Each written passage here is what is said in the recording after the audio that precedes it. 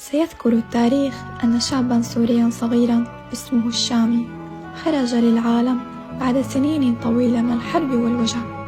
شاب في عمر صغير ذاق كل أنواع القهر وتعرض لأبشع أوجه العنصرية والظلم، وعانى ما عاناه في فقد أخيه ونفيه لبلد آخر بعيداً عن أهله فقط لأنه يحمل هوية كتب عليها الشقاء.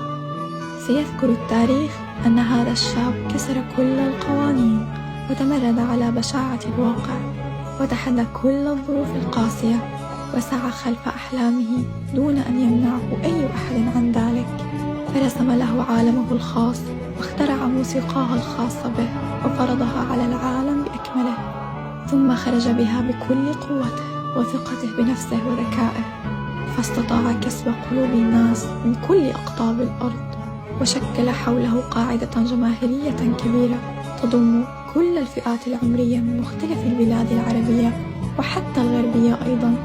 شاب بعمر صغير حصد أكبر الجوائز العالمية واحتل بأغانيه الصدارة بمختلف القوائم العربية والعالمية.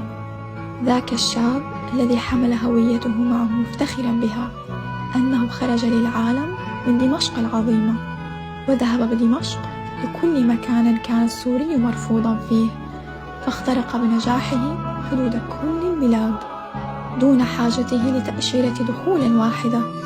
هذا الشاب الذي دعم مختلف القضايا الإنسانية، فكان الدعم الأول لقضية فلسطين الحبيبة وصوتا للاجئين السوريين المضطهدين المنبوذين في مختلف بقاع الأرض.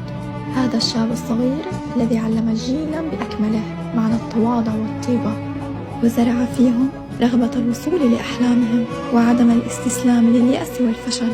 إنه السوري ابن دمشق العظيمة عبد الرحمن الشامي.